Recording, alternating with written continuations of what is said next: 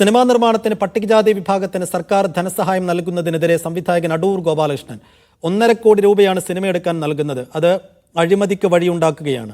3 മാസത്തെ പരിശീലനം നൽകിയതിനു ശേഷം വേണം പണം നൽകാനെന്നും അടൂർ സിനിമാ കോൺക്ലേവിൽ പറഞ്ഞു. സർക്കാർ പണം നൽകുന്നത് ആർക്കാണെന്ന് നോക്കേണ്ട കാര്യമില്ലെന്ന് മന്ത്രി സജി ചെറിയാൻ പ്രതികരിച്ചു. അടൂരിന്റെ പരാമർശത്തിനെതിരെ സദസ്സിലുണ്ടായിരുന്ന Kerala Sangeetha Nataka academy vice chairperson Pushpavathy പൊയ്പ്പാടത്ത് രംഗത്ത് വന്നു. ഇത് പബ്ലിക് ഫണ്ടാണ്. ജനങ്ങളുടെ നിന്ന് കരം പിടിച്ച പണമാണ് ഇതിൽ ചിലവാക്കുന്നത്. മറ്റ് ഒരുപാട് പ്രധാനപ്പെട്ട വിഷയങ്ങൾ നമ്മുടെ ജീവിതത്തിലുണ്ട്, അതിനൊക്കെ വേണ്ടി ചിലവാക്കാനുണ്ട്. അപ്പോൾ ഒരു പ്രത്യേക ശരിക്കും പറഞ്ഞാൽ ഒരു വലിയ ആരാ അവിടെ സംസാരിക്കുന്നുണ്ടായി മൈക്ക് കൊടുത്തിട്ടുണ്ടോ എന്താ? അപ്പോൾ നമുക്ക് തോന്നും പറഞ്ഞു വന്നത് പോയി.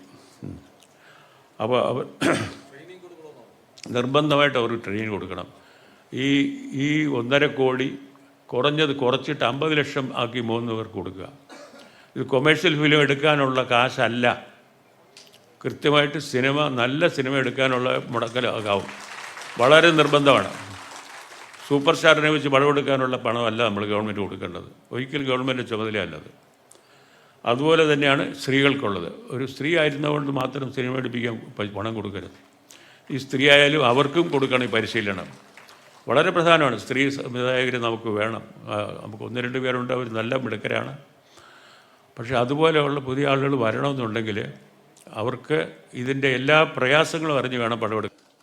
എത്ര കൊടുക്കണം അതൊന്നും ഞാൻ മാത്രമായി തീരുമാനിക്കുന്ന കാര്യമില്ല.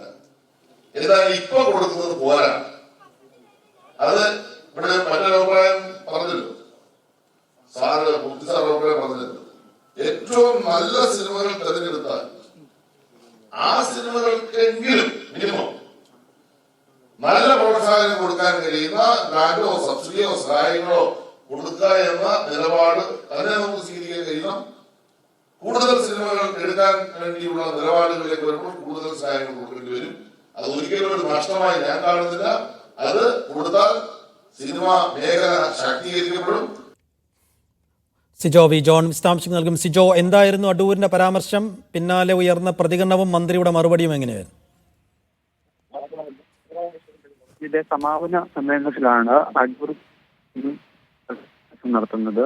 നിരവധി ആളുകൾക്ക് സിനിമ നിർമ്മിക്കുന്നതിന് സർക്കാർ സഹായം നൽകുന്നുണ്ട്. ആ കൂട്ടത്തിൽപ്പെട്ട ആളുകളാണ് സ്ത്രീകളായിട്ടുള്ള ആളുകൾക്ക് നൽകുന്നത്. അതോടൊപ്പം തന്നെ പട്ടികജാതി പട്ടികവർഗ വിഭാഗത്തിൽപ്പെട്ട ആളുകൾ നൽകുന്നുണ്ട്. അത്തരം ആളുകൾക്ക് പണം നൽകുമ്പോൾ അത് ശ്രദ്ധിക്കണം. കാരണം യാതൊരു ട്രെയിനിങ്ങും ഇല്ലാത്ത ആളുകളാണ് ഇത്തരത്തിൽ വന്ന് സിനിമകൾ എടുക്കുന്നത്.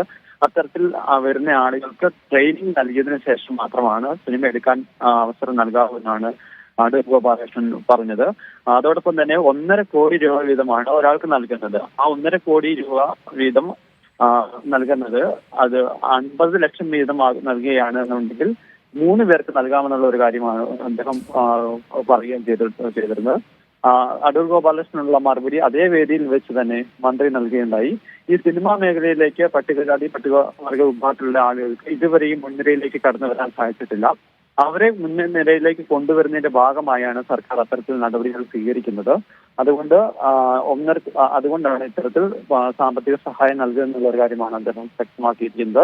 സർക്കാർ അങ്ങനെ ചെയ്യുന്നത് കൊണ്ട് നിരവധി ആളുകളാണ് പട്ടികജാതി പട്ടികവർഗ വിഭാഗത്തിലുള്ള ആളുകളും അതോടൊപ്പം തന്നെ സ്ത്രീകളും സിനിമയുമായി മുന്നോട്ട് പോകുന്നത്. അത് പ്രോത്സാഹിപ്പിക്കാനുള്ള നടപടികൾ സർക്കാരിന്റെ ഭാഗത്തുനിന്ന് തുടരും എന്നുള്ളൊരു കാര്യമാണ് മന്ത്രി സജി ചെറിയാൻ വേദിയിൽ വെച്ച് ആവർത്തിച്ച് പറയുകയും ചെയ്തു. 1 തവണയല്ല 2 തവണ.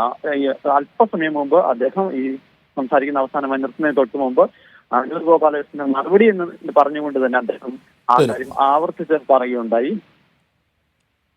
സിജോ വി ജോൺ ആണ് തിരുവനന്തപുരത്ത് നിന്ന് വിശദാംശങ്ങൾ നൽകിയത്.